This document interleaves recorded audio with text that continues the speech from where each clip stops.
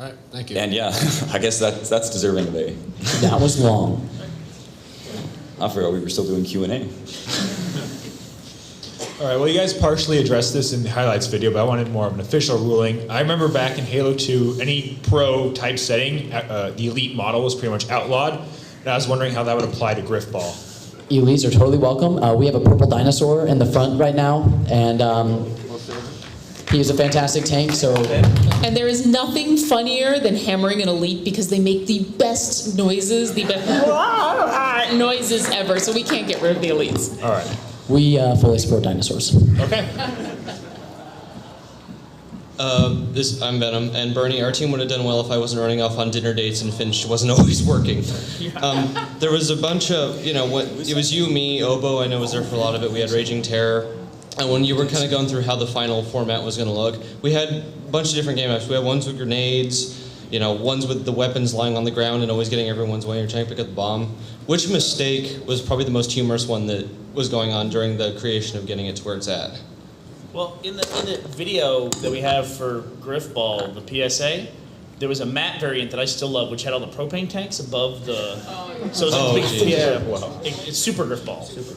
And it just had all these. It just had a big fireworks explosion every time you planted the bomb. But we just knew somebody would figure out a way to get up there and hammer it and ruin the game for everybody. Well, we had Nikos with the jump pads at each base, French Grifball. That was a good 2 minutes of not keeping that idea. It seemed like there were a lot of variants early on. There was a goalie type. There was the BR Grifball, which was just a complete failure. Yeah, there was one where you held the bomb, your character would generate grenades. It's like a setting in Halo. So if you had the bomb, the ball carrier would eventually get 2 grenades and drop the bomb and go, fuck it, and start throwing grenades. But there were just lots of ones. That's probably the dumbest one, I think, was the one where we added the weapons back in. Was. The shotgun variant was actually a lot of fun. Yeah, it was. Yeah. There's just a couple settings that if they were different in Halo 3 would make Grifball impossible. Like the fact that you can turn off the ability to pick up weapons. And we didn't know about that at first, and when by the end of the match there's hammers laying everywhere, and you're trying to pick up the ball and we were picking up hammer after hammer. Instead, if they didn't think to let you turn that off, the game wouldn't be possible. It would be frustrating, at least. So, if I were to start in, I'd be pretty new, and I just wanted to know, if there was any slang that I should just know coming into it, and if it could be quick, or if you guys just felt like your favorite word that's come through it. My personal, from a friend, is she didn't know what the gravity hammer was called, so she called it the wind stick, and yeah, we just kind of adopted that, and so I'm calling it that from now on. That's awesome. Everyone should call it that from now call it on. the wind stick. That would be the greatest thing ever.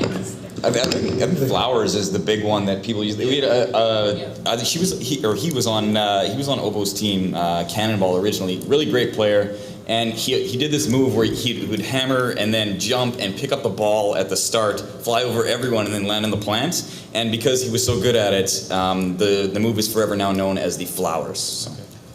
For a while, though, pretty much anything Flowers did was amazing, and he would do things, he would figure out things on the map to do, and we'd be in practice, and he would do things, and we'd go, wait, what? And literally, people for a while, were just calling anything he did, oh, he's pulling a Flowers. He would jump off of walls like he was Spider-Man. He does have recon, so. Yeah. One thing you have to keep in mind, though, that different teams have different terms for slang. In the video you saw, I don't even remember what it's called. It was like Moo Cow launching Shadow or Shadow launching Moo Cow. He calls that a snake in the grass. Other teams call that a shotgun. So.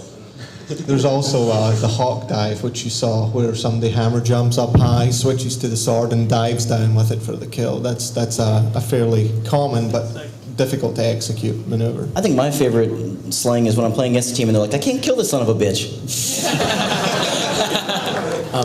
But we had a special move on our team called "Give It to Andrew Panton." I'm pretty sure that's just the term. And for Andrew all runners Panton is now. sitting in the front row. I actually just got reminded by our camera woman there that there's a term called RTDS, which is refusal to die syndrome, which happens Unfortunately, very frequently in Grifball, you'll lunge at someone and they won't do anything, and maybe they'll punch you in the face after, or they'll score, or someone will launch and you'll lunge at them and they just walk by and you lose the game, and it tends to cause a lot of arguments. But that's definitely one to know if you're on the forums, because you see people saying RTDS and they don't know what's going on. If someone yells reset, that means you may have scored, but it didn't count. So That is really rare to happen, though. It happened a lot before the update came out. And then I see it maybe twice a matchmaking weekend, and I play like 500 games each matchmaking weekend. So, and I see like 2 resets on average. So. But it's fun to watch when it happens, because for that moment, if you go back into the save film, what happens is everybody just kind of stops. And, you know, if you're watching a Grifball game, everyone's moving, everyone's constantly doing things, and then you think the game is over and most people just stop. And some people will be facing a wall, and they're just looking at a wall, just like looking. And there's the bomb sitting out over there. So it's always fun to watch when it happens. Yeah, and we also have the glossary on grifball.com, which it's not totally up to date, but there are some basic terms. I was mostly asking for those too lazy to go. Well, you're welcome. Yeah, that better be none of you. You better all We'll be go adding wind register. stick tomorrow. Wind stick, that's the next one in. So, okay. In this Grifball day and age, you kind of have to, in order to get an edge, everyone wants to get to the bomb first, of course. So now there's opening launches. And do we know you, by the way, just by a gamer tag? Banjo1812. I'm on Bobby Birdsee's team. Mookow, I played your first season. I think we won. I think you're wrong. Oh! I am. Anyway, I was going to ask, what's your favorite opening launch? Because they have, I guess, I know of 2 different types. So. Yeah. There really is only 2. Yeah, 2 main ones. So inside, outside, or spawn bomb. There's 2 different variations.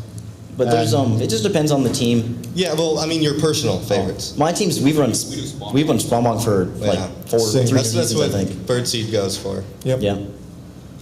I'm not talented enough to do spawn bonk. We usually end up overshooting it, so we don't do that. I like it when you overshoot, because then you might get like everyone's rushing and then you can get behind them. Sometimes it's Yeah, but I suck at Grifball. I get killed. For those who don't know, the launches, inside outside is where the 2 outside spawns on the start stay back and hammer. The 2 on the inside go forward and jump, and it will propel them towards the bomb, obviously. And then the other one, spawn bonk, which is named after a team, is where the right outside, the inside left stay back and hammer. The inside right goes forward and jumps, and the outside left runs forward, does not jump, but pulls out his sword. Why don't you demonstrate? It's very. I think we could probably coordinate that. Who's got a We're sword? pulling out a whiteboard and you're going to draw a diagram. Physically. Oh, I like that bet. If you really want to learn, you could add the space moo cow. I have plenty of room on that tag, so I can always teach anyone any launches or anything you guys want to know. All right. Thanks. Yeah, another way you could do it is just push forward. That works too. Just throw that out there. Push forward. It's called the Winter League 08. Yeah, it's called running. Can I go? Okay. Yeah. One thing that I was wondering about Grifball, I'm not very good at it, so I don't really know anything about it that much, except that you carry a bomb to the other side, it blows up, and well, yeah, that too. You got the basics down.